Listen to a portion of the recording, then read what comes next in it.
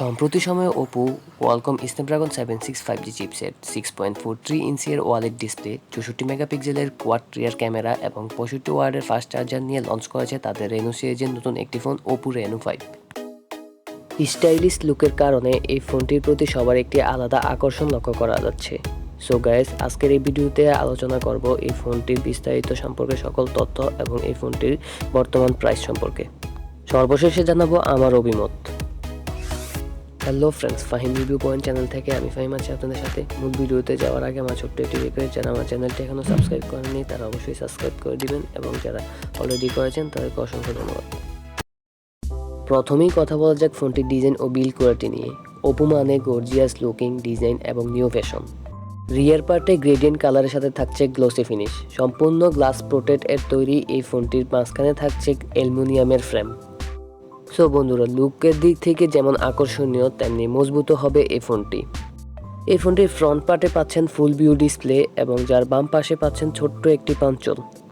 172 গ্রাম ওজনের সাথে 7.9 mm থিকনেসের কারণে এই ফোনটি বেশ হালকা পাতলা হবে। সো গাইস, যারা হালকা পাতলা ফোন পছন্দ করেন তাদের জন্য এই ফোনটি খুব পারফেক্ট বলে আমি মনে করি।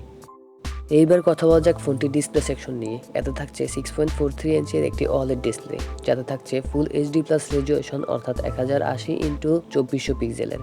একই সাথে ডিসপ্লেতে থাকছে 410 ppi ডেনসিটি। এটি একটি 90 হার্জের প্যানেল। এই থেকে সর্বোচ্চ ব্রাইটনেস পাওয়া যাবে 600 নিটস। OLED প্যানেল হওয়াতে এতে সর্বোচ্চ কালারও পাওয়া যাবে, কিন্তু এটিতে 90 হার্জ না দিয়ে যদি 120 হার্জের রিফ্রেশ রেট দিত তাহলে খুব ভালো হতো, কারণ এর থেকে কম রেটের ফোনগুলোতেও আমরা এখন 120 হার্জের রিফ্রেশ রেট দেখে থাকি।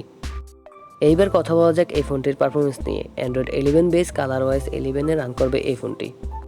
ফোনটিতে আপনারা স্ন্যাপড্রাগন এর চিপসেট পাচ্ছেন 765G, যা 7 ন্যানোমিটার আর্কিটেকচার দিয়ে তৈরি একটি অক্টাকোর প্রসেসর, এবং ফোনটিতে আপনারা জিপিইউ হিসেবে পেয়ে যাবেন Adreno 620।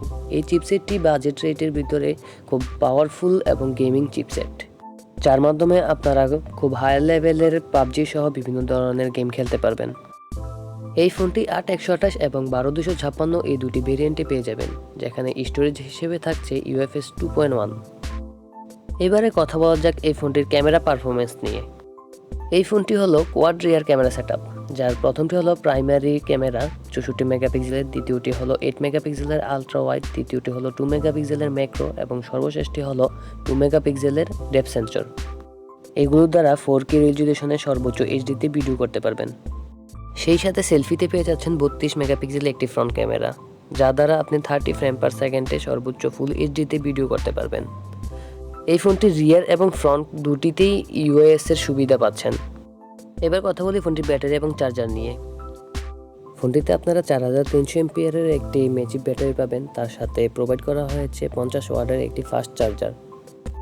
একই সাথে পাবেন রিভার্স চার্জিংয়ের সুবিধা।